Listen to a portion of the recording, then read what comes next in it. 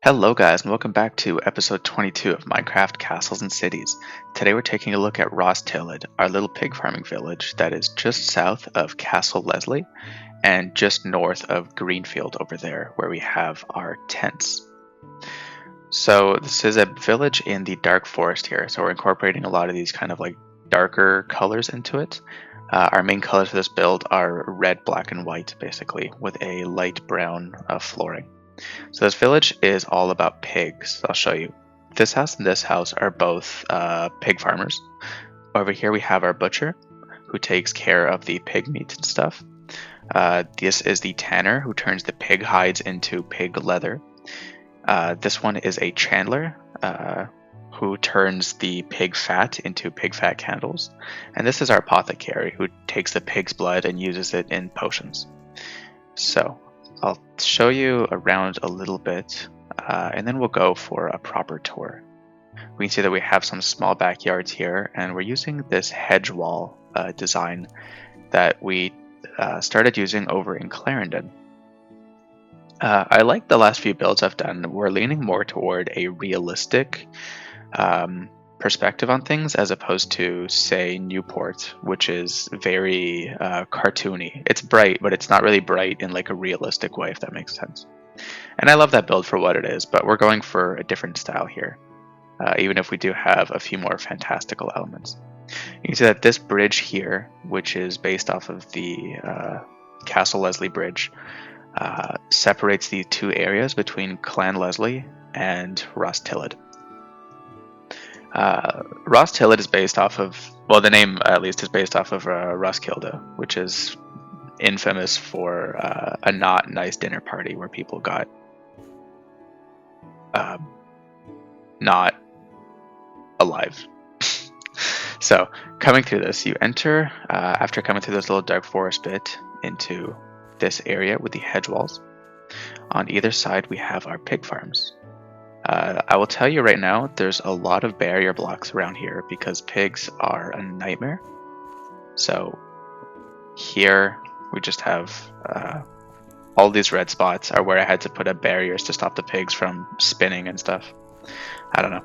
So we have our little pig sheds where the pigs can sleep at night, and it's a bit nice and toasty in there. And then here we have some bits of like pig feed that are on the floor, and it's just raw iron blocks.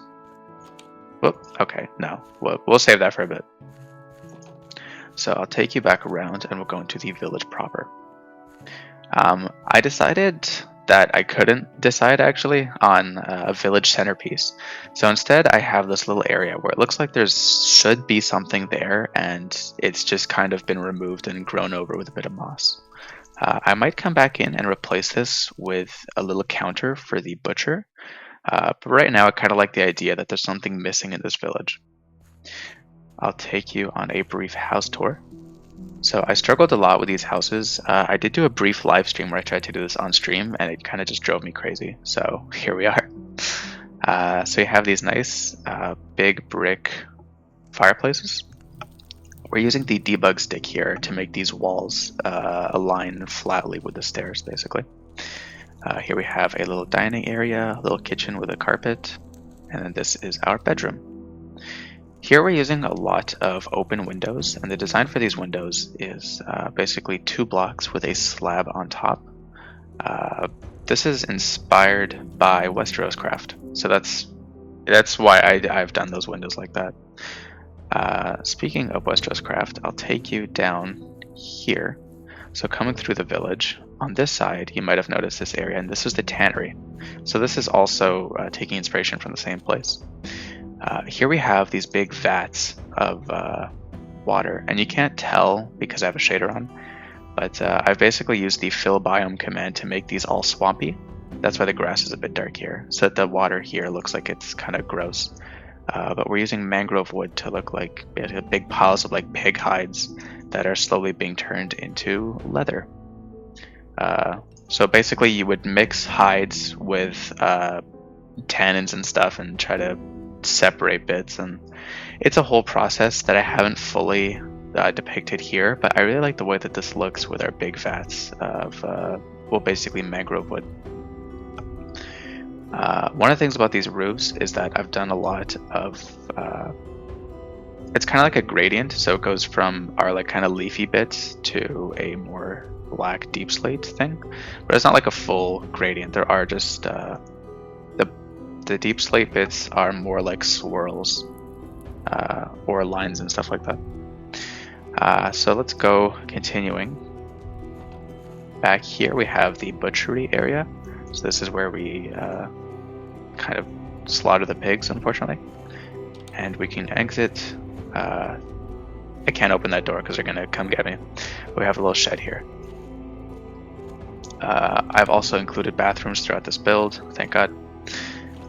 Coming to here, I've done a cabbage farm. So I was thinking, what can you feed to pigs? And I was like, oh, like you can probably feed... well, actually, no, this is lettuce.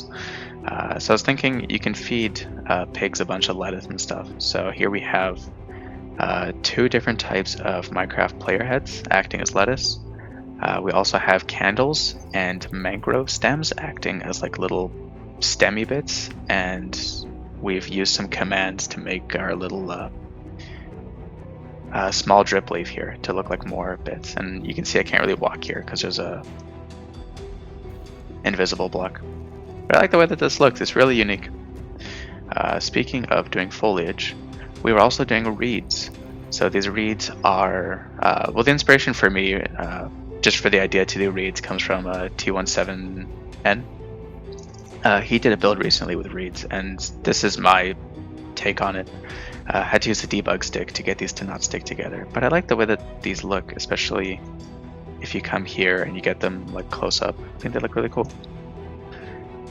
Down here, we basically have this little area where we've been dumping the pig's blood and pig flesh and stuff. The stuff that we couldn't fully sell, so that's why there's a bit of grossness in the water. Coming up, we have the butcher's house. I'm not going to go into all the houses because they're pretty similar. Most of them don't have anything that spectacularly interesting because I'm trying to keep it low-key.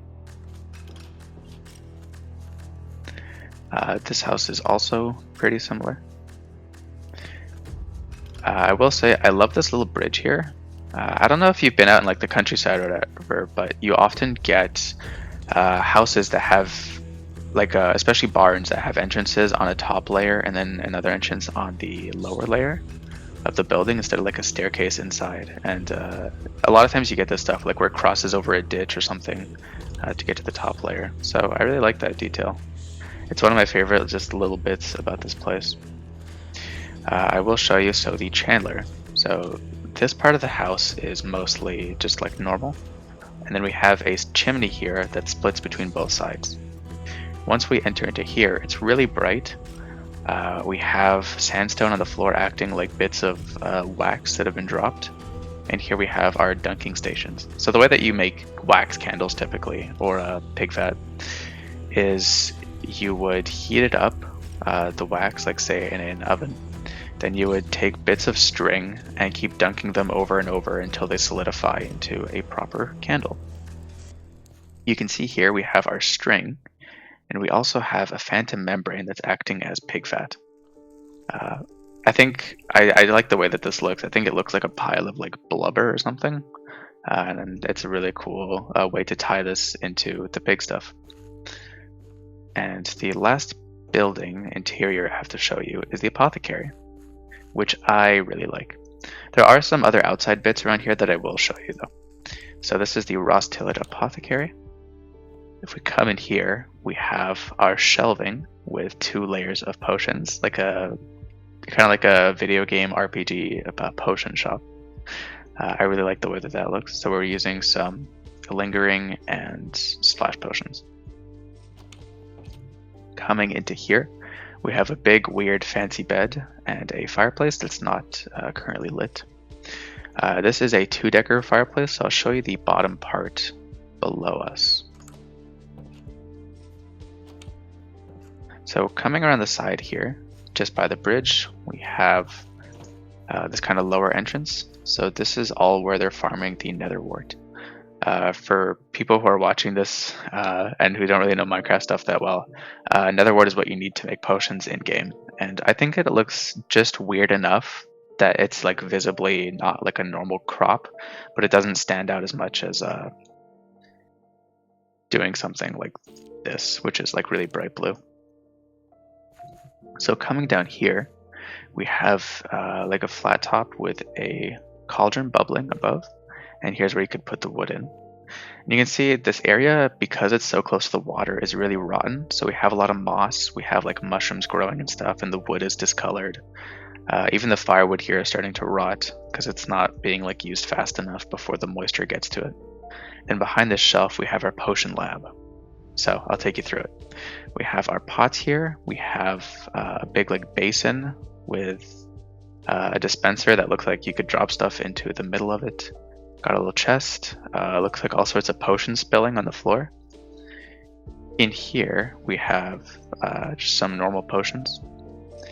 And we have our hanging flowers and bits and stuff. We also have glow lichen, adding a bit of a glow.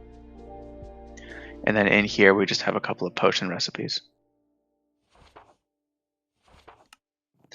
So that's it for our interiors. I really like the way that this place looks. I've done a bit of work on the river, obviously, with the reeds and stuff, just to make it look like really overgrown.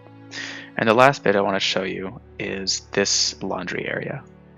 Of course, we got to have our toilets and laundry areas all the time. So down here is where we're fetching our water. We have a big wash basin here. We're using bone meal to look like soap or lye or something. And then just some pots with probably like soot or whatever else we would need to wash our clothes. Then up here we have all sorts of colored banners hanging to look like basically clothing draped over the clothing lines. And I really like the way that this looks like from the water. I think it looks really interesting, and it's an interesting way to do the laundry stuff. I wanted to mention I've used a lot of debug sticking. So obviously for the reeds I've needed to do some debugging.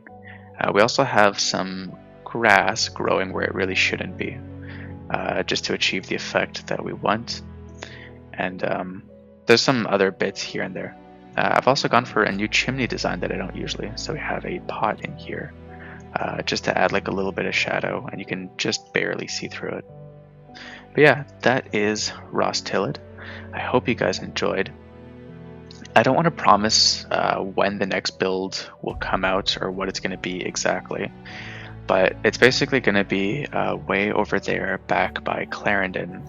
And my current goal is to make some kind of really big town. I haven't fully settled on our design and palette yet, but I've been working out the block palette in my creative test world. So yeah, stay tuned for that. If you enjoyed this video and the stuff I've been doing, please leave a like and subscribe. Helps out the channel. And I will see you guys next time.